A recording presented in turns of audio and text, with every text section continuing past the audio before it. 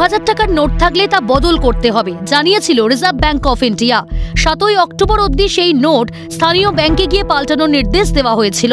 সেই দিন পেরিয়ে গিয়েছে, তবে এখনো বহাল তবিয়াতে চলছে 2000 টাকার নোট বদলানোর কাজ।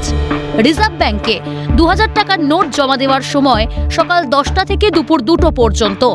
এর জন্যে এখানে আসতে হয় সকাল 8টা থেকে 9টার মধ্যেই। এক ঝলকে দেখলে মনে হবে সাধারণ মানুষের নোট বদলাতে দীর্ঘ লাইন। কিন্তু প্রশ্ন, 2000 টাকা নোট বদলের নামে কালো টাকা সাদা করা হচ্ছে। মূলত রিজার্ভ ব্যাংকের সামনে যারা 2000 টাকার নোট নিয়ে এসেছেন তাদের দেখে সন্দেহ দানা বাঁধে সিএনএর। খোঁজ নিয়ে জানা গিয়েছে অন্যের টাকা নিজের নামে জমা করছেন বহু মানুষ, পরিবর্তে কমিশন হিসেবে পাচ্ছেন টাকা। যারা লাইনে দাঁড়িয়ে তাদের থেকেই আসছে এমন বিস্ফোরক দাবি।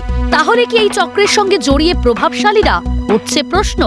রাজ্য জুড়ে ইডি আয়কর দফতর সক্রিয়, তাই কি প্রভাবশালীরা তড়িঘড়ি নোট বদলকে হাতিয়ার করছেন কমিশনের লোভ দেখিয়ে? উঠছে প্রশ্ন। রিজার্ভ ব্যাংকের সামনে বিশাল লাইন, যা লালবাজারের কার্যত নাকের ডগায়।